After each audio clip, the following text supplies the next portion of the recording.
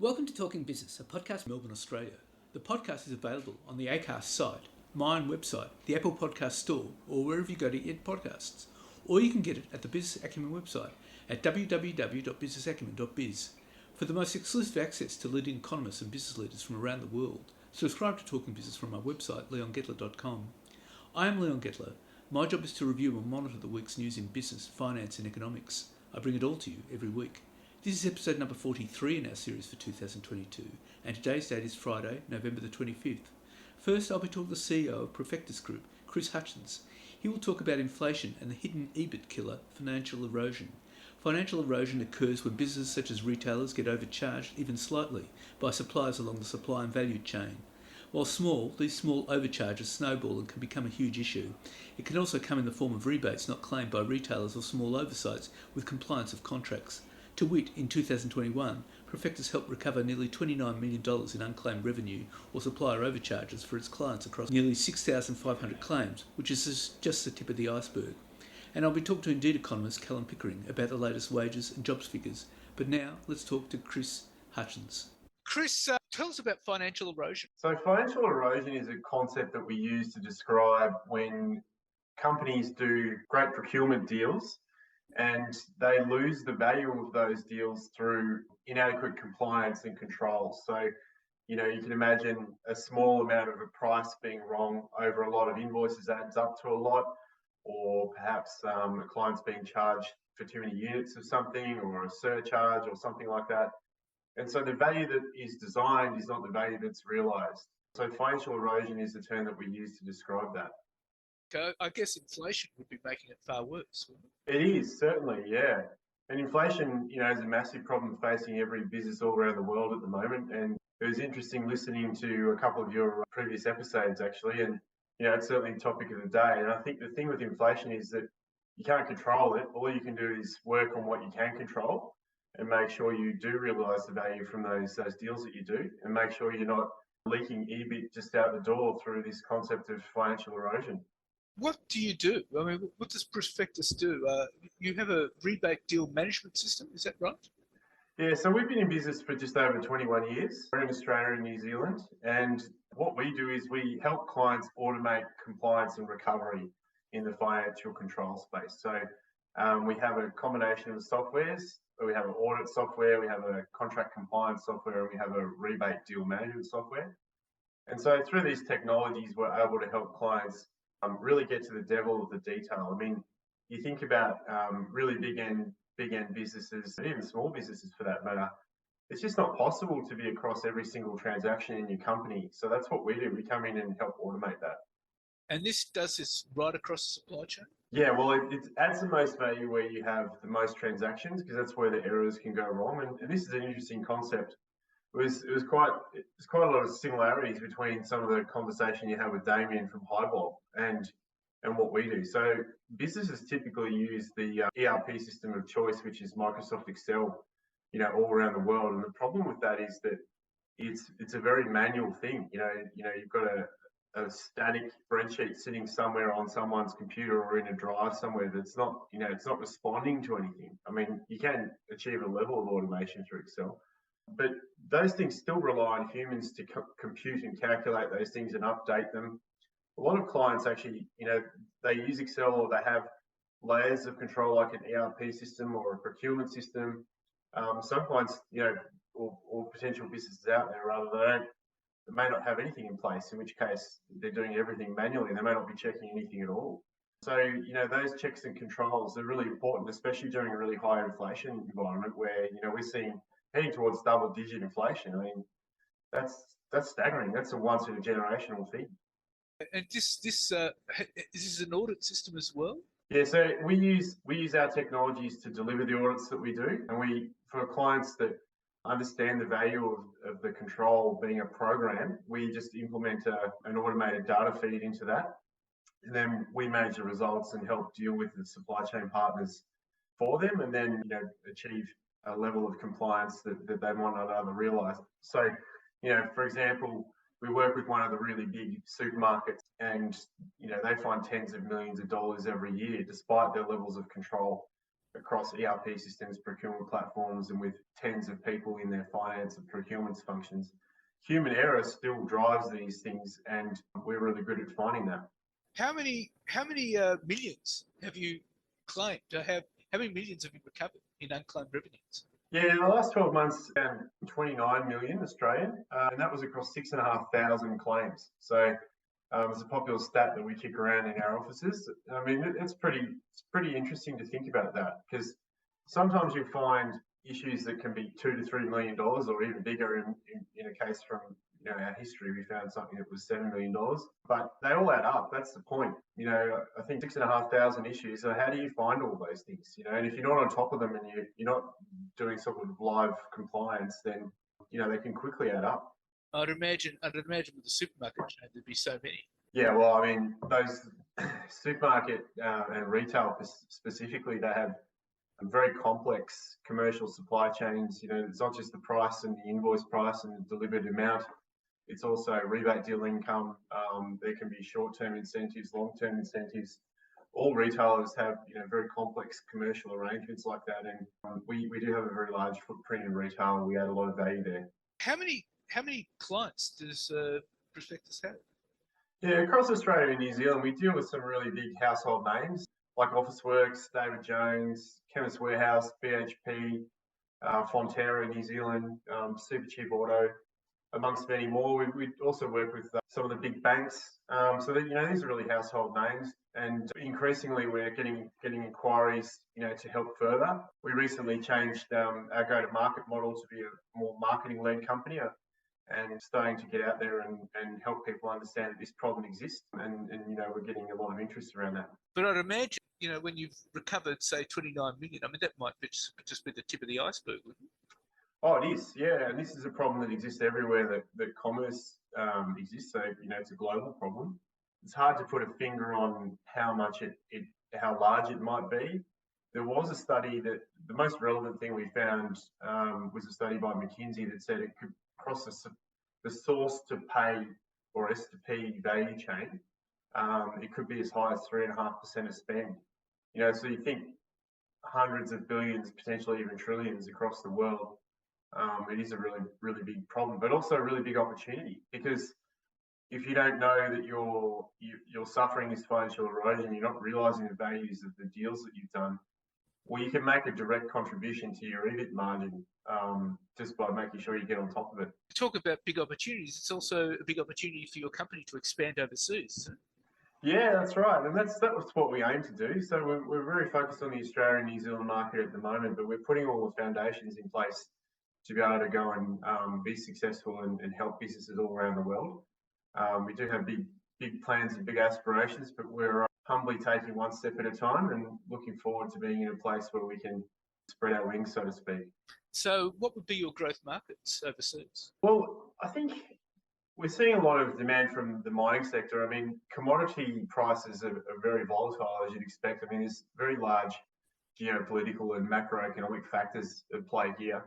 And there's also, really big shift from traditional energy into electrification, which is driving up the price of rare earth metals, as you would be all across. And so all the way through every part of the mining sector, you see that the importance of getting all the deals right is really on both sides. Whether you're charging the right amount for revenue or whether you're paying the right amount as a cost input is really important. The supply chains have been really badly disrupted over the last few years because of COVID. So any sort of raw material that's moving around will be subject to volatility and potentially erroneous because of the urgency that everyone's needed stuff. Manufacturing as well. I mean, cost inputs are just crazy at the moment for all manufacturers around the world. As I said earlier, retail is really a place because of the high frequency of transactions and the complexity of those deals, where there is always value to add in retail. And in some of those international markets, things are done very manually. So they're probably three sectors that we think would be high growth for us. Right. Okay. So retail, mining, and manufacturing globally. Yeah, and construction also is an interesting one. Very complex rules around labour costs and things like that. We do have a few construction clients as well. Okay. Well, Chris, look, thank you very much for your time. It's been terrific talking to you. Pleasure, Leon. Thanks for having me. And now let's talk to Indeed economist Callum Pickering. Very impressive figures with wages and unemployment.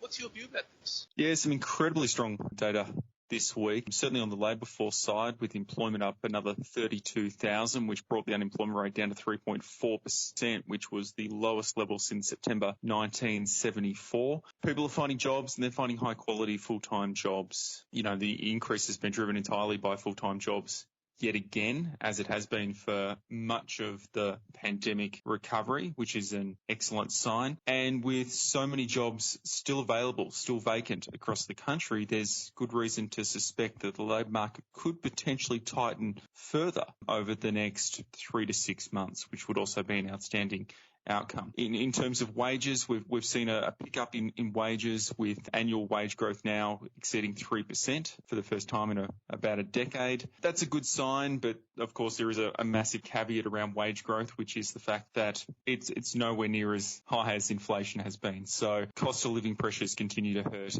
Australian households and Australian workers, and that's going to be something they have to deal with for the foreseeable future. What's fascinating about the unemployment figures was there was a stage where it looked like in July, September, employment didn't grow at all. But these figures seem to buck that trend. Yeah, it was, but perhaps a little bit surprising because, as you said, employment didn't increase at all from July to September. And that, to me, suggested that the labour market was starting to stabilise, potentially leading into a bit of a cool-off period. And then this October data comes through much stronger than the market anticipated and suggests that there may still be a little bit of strength left in the labour market. Nevertheless, it's clear that it's becoming increasingly difficult for businesses to find suitable candidates for a lot of the roles that are being advertised. We continue to have near record numbers of job vacancies across the country, with the job vacancy rate more than twice as high as it was before the pandemic began. And there's just not that many suitable people out there who aren't currently in the workforce. So a lot of these jobs are going to go unfilled for longer, and that becomes more of a problem as the unemployment rate gets down to these very low levels. So we might see the unemployment rate come down a little bit from the 3.4% current rate we have, but the scope for a large decline in the unemployment rate probably isn't there anymore. We're almost as low as we can go. Right, so you can see it slipping maybe a little bit, but not right down to 3% or anything like that. No, we might get a 3.3, a 3.2. It's hard to see us going under 3%,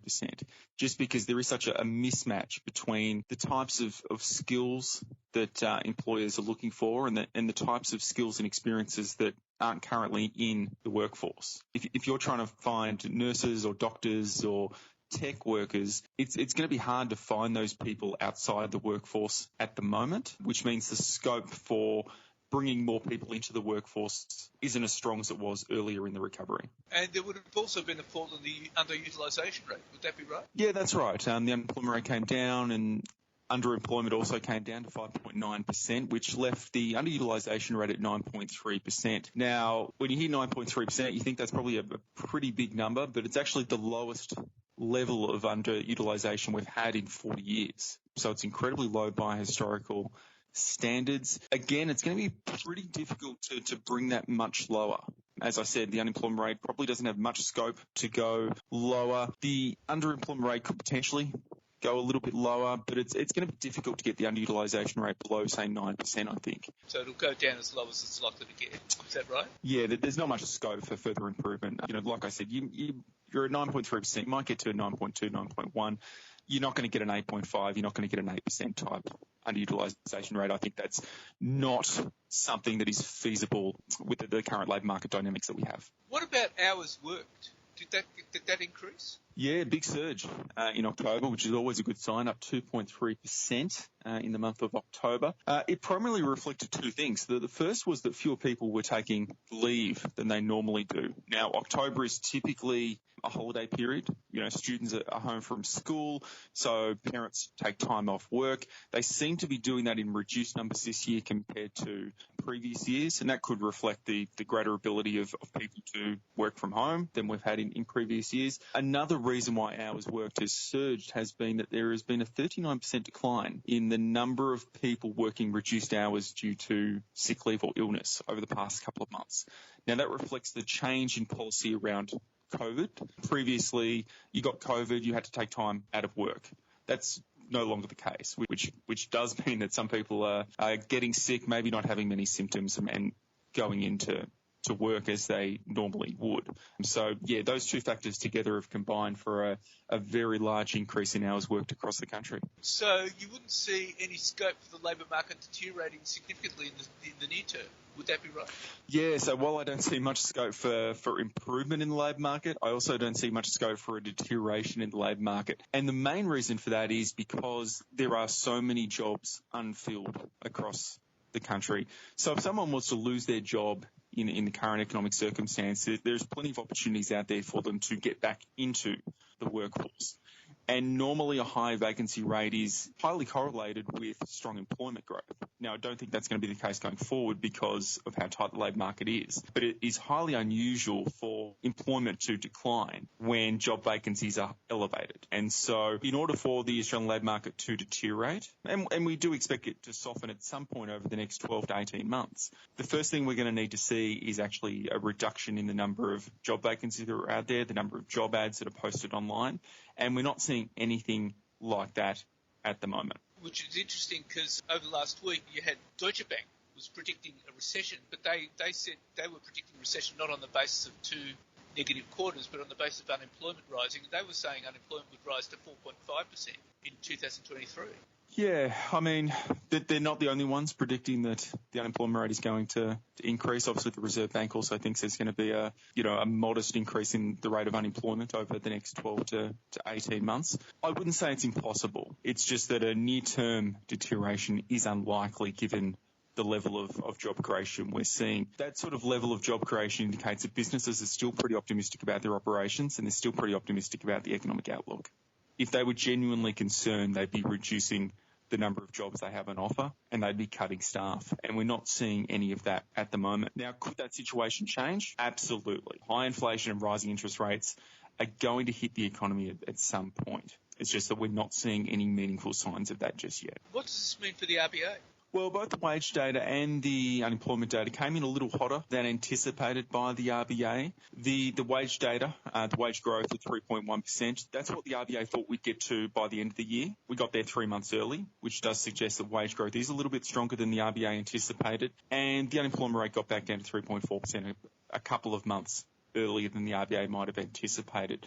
So you combine those two figures together and it does suggest that the economy is a little bit healthier than the RBA might have anticipated when they put through their latest economic forecasts, which also suggests that the economy is a little bit more resilient than perhaps the RBA might have anticipated as well. Whether that means they're going to be more aggressive with rate hikes, I'm not sure. I think they are almost certain to increase the cash rate by 25 basis points when they meet in December. They don't meet in January, they'll meet again in February. There's an awfully good chance they'll continue to hike rates when they meet in February as well. And I think that the cash rate's likely to head to somewhere between 3.5% to 4% at some point next year.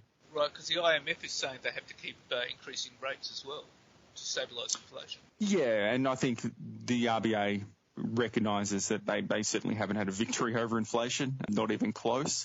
They anticipate that inflation is going to hit 8% by the end of the year. And all signs point to the fact that the economy can withstand higher interest rates.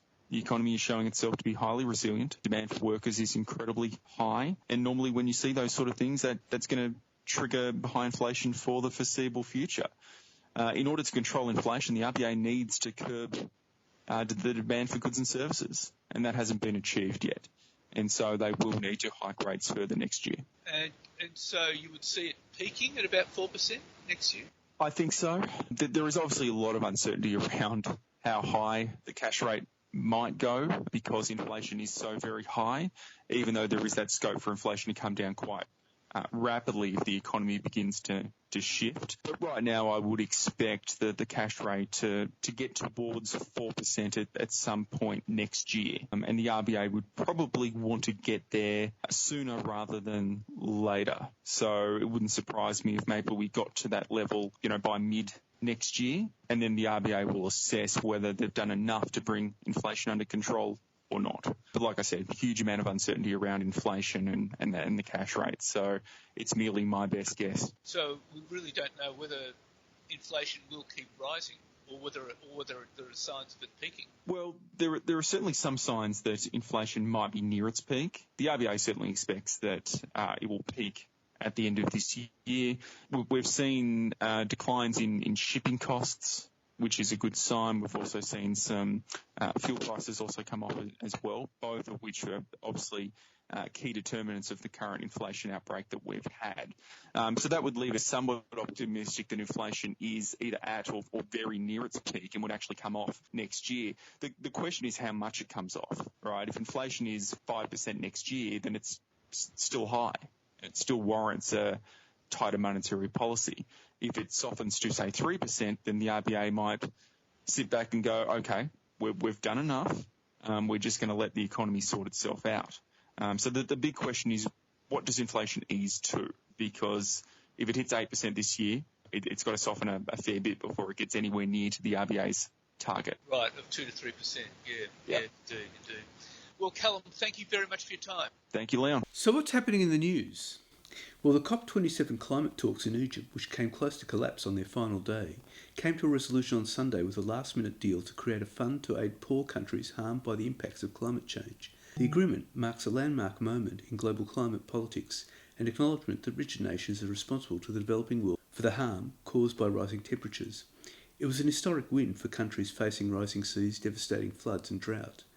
The deal also redraws the old divide between rich and poor nations into a new order that puts countries responsible for planet-warming greenhouse gas emissions against those suffering the consequences. Still, the approval came at the cost of leaving out of the final agreement more ambitious commitments such as emissions peaking in 2025 and a phase down of all fossil fuels, not just coal, as agreed at COP26 in Glasgow last year. The US went further on a proposal that wasn't even on the table at the start of the summit. US negotiator Trig Talley said the world's biggest economy and largest historic emitter was ready to support the phase out, not just phase down, of all fossil fuels. It didn't go through, with Saudi Arabia, Iran, Russia and other oil-producing countries pushing back hard. At one point, the draft agreement included language that would have weakened past commitments. The final text leaves a commitment to keeping global warming at 1.5 Celsius by 2100 hanging by a thread. The deal, which was adopted without a single objection, responds to a key demand of developing nations and small island states. Delegates agreed to establish funding arrangement for loss and damage, as it is known, in the very first few minutes of a meeting that convened after 4 a.m. in Sharm el-Sheikh. But they were still deliberating over other thorny issues, including how the world should navigate the transition away from fossil fuels and rein in greenhouse gas emissions driving climate change. Debates were still expected over a potential pledge to phase down all fossil fuels and peak emissions by 2025, language that had been sought by the EU and other countries. But the loss and damage agreement already marked progress 3 decades after Vanuatu first asked other nations to set up an insurance fund to help island nations cope with rising seas.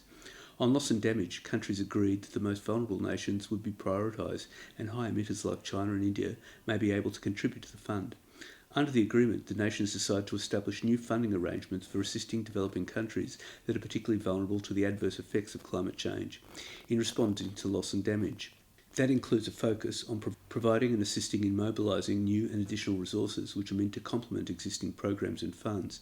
The breakthrough came after a flurry of last-minute negotiations over how to address the increasing toll climate change is exacting from developing nations that have contributed few of the greenhouse gas emissions driving the phenomenon. The issue took on new urgency following monsoon flooding this summer in Pakistan that left more than 1,700 dead and caused at least $30 billion in losses. Vulnerable nations had asked for a new program to provide technical assistance and funding as they deal with more intense droughts, storms and other weather events exacerbated by the Earth's warming. There are still numerous details left to work out, including how the loss and damage facility will actually work or the amount of money that will go into it.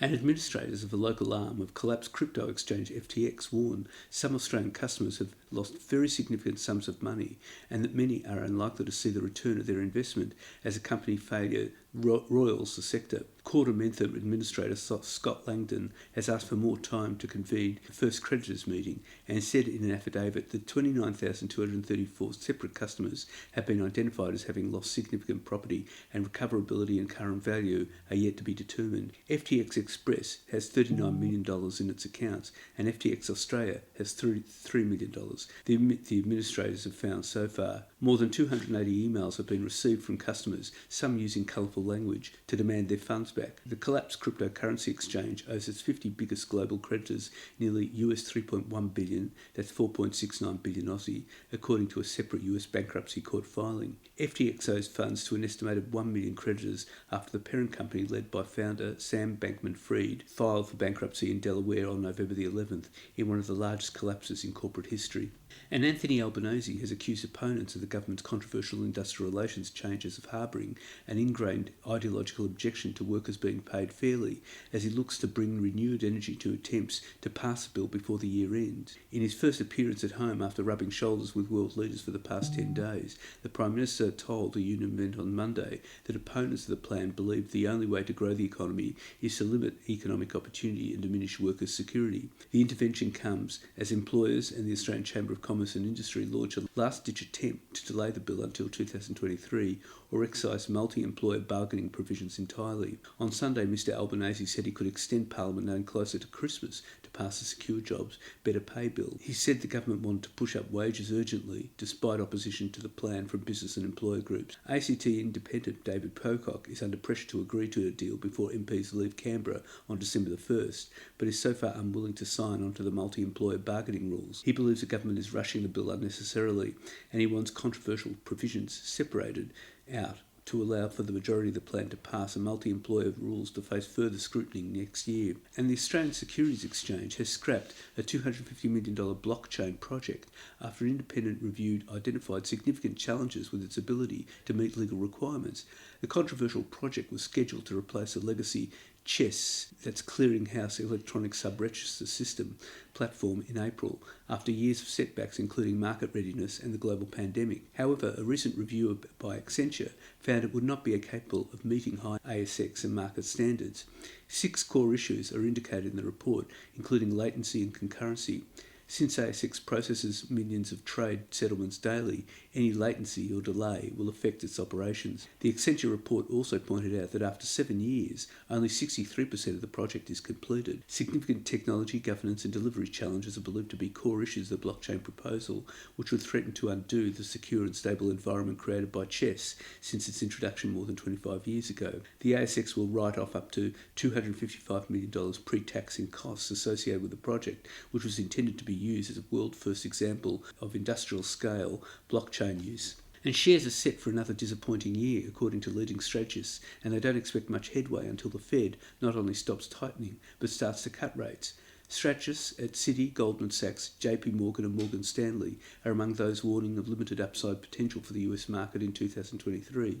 UBS, Macquarie and Morgan Stanley strategists set similarly conservative targets for the Australian market. And the OECD forecasted that Australia's economy will slow markedly from 4% in 2022 to just 1.9% in 2023 and 1.6% in 2024. The global energy price crisis is as bad as the 1970s, the OECD says, with spending on electricity, natural gas and coal forecast to double year on year to the highest level in more than 4 decades. Soaring energy prices mean global economic growth is forecast to slow to just 2.2% in 2023, according to the latest economic outlook from the Organisation for Economic Cooperation and Development. OECD Chief Economist Alvaro Santos Pereira said periods of high energy expenditure were often associated with recession. Spending among OECD nations on electricity, natural gas, oil and coal soared to almost 18% GDP this year, up from about 10% in 2021, with major leaps across all energy categories. Medibank could face a $1 billion compensation bill from the damaging cyberattack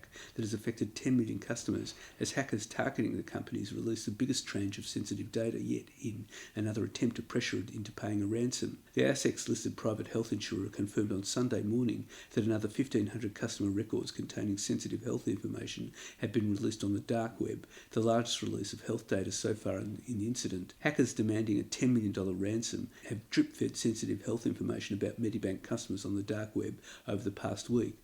The hackers also stole data on Medibank employees, including mobile and work device numbers. Medibank has said it will not pay the ransom in line with government policy. The company has said the incident will cost it up to $35 million, but this figure excludes potential costs of litigation, which could increase the hit to shareholders significantly. Bloomberg intelligence analysts have estimated the hack could ultimately cost Medibank $700 million if customers sue for damages, and this figure could hit $960 million if 10% of affected customers join either of class actions and have paid the maximum $20,000 in damages, it said. And induction stoves are more precise than gas, easier to clean, and can be powered by renewable electricity, says celebrity chef Darren Robertson, backing a push by commercial landlords Lend-Lease and the GPT Group to get rid of all gas from their buildings.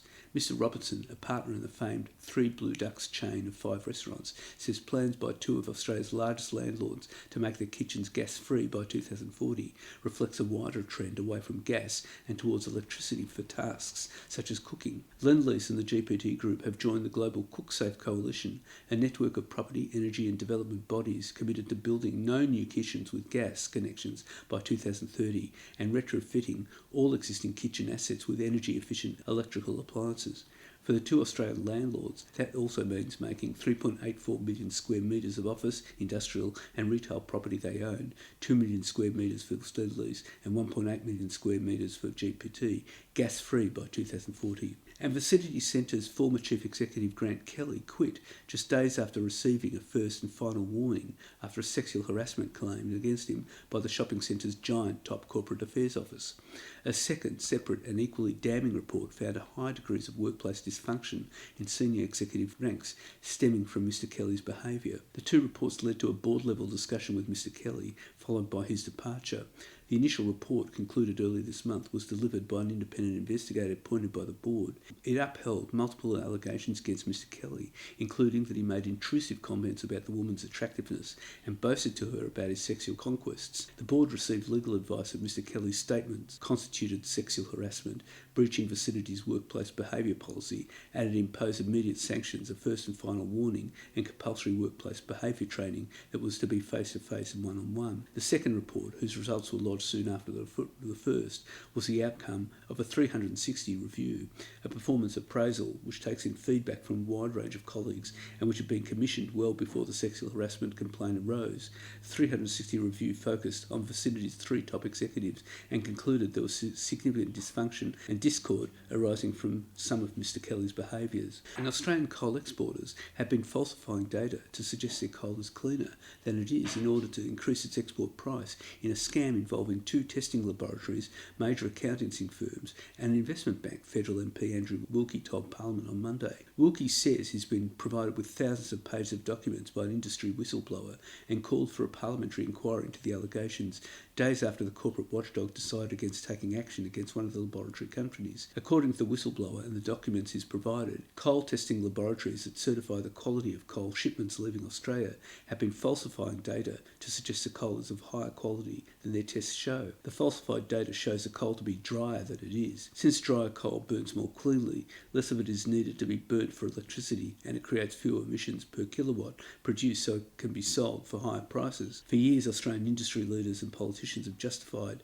outgoing coal exports as the world grapples with climate change on the grounds that Australian coal displaces the comparatively dirtier competitors' coal that would produce more greenhouse gas emissions when burnt. And Australia's buy now, pay later providers would need to obtain a credit licence and meet responsible lending obligations under 2 of 3 options put by Treasury to the government for assessment. In a discussion paper released on Monday, Treasury officials say that BNPL's relatively looser regulatory environment, together with the sector's rapid growth, may be contributing to poor consumer outcomes. Issues raised with the officials, the document notes, include inappropriate lending practices, which are contributing to financial stress. Some 19% of BNPL consumers surveyed by the corporate regulator, Treasury adds, said they had cut back or gone without essentials to make repayments.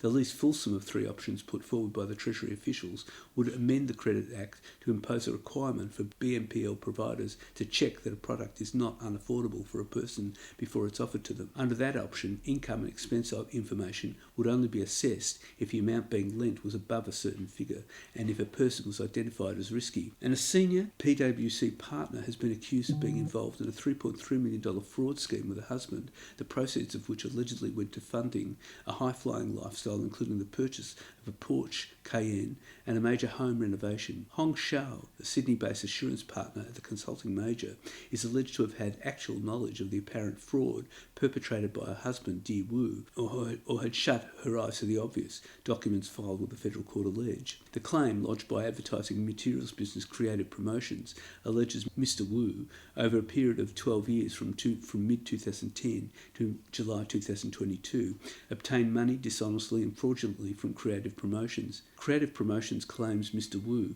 who was employed as an overseas production assistant in 2005, later started issuing fake invoices to the company's accountant for payment to three companies: Pretty Arts Products, Best Promotions, and Wenzhou Kind Care Import and Export. Two of these were legitimate suppliers, while Best Promotions was not.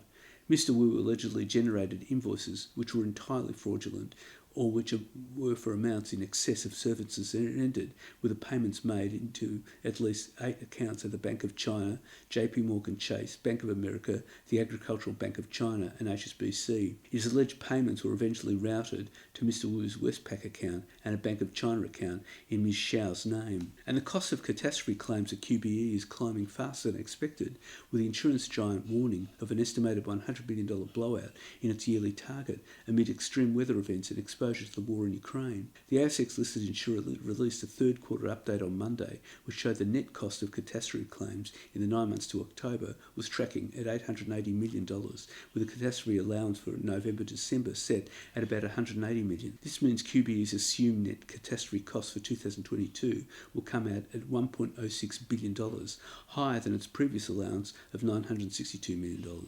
Catastrophe claims include cyclones, storms, floods and bushfires. And Snowy Hydro paid nearly $30 million in staff bonuses during the 2022 financial year, triggering Labor to ask a remuneration tribunal to review pay at the company. Data tabled to a Senate committee showed the government-owned group paid $29.6 million in short-term incentives across 1,446 employees in the last financial year, with an average payment of $20,492 per staff member.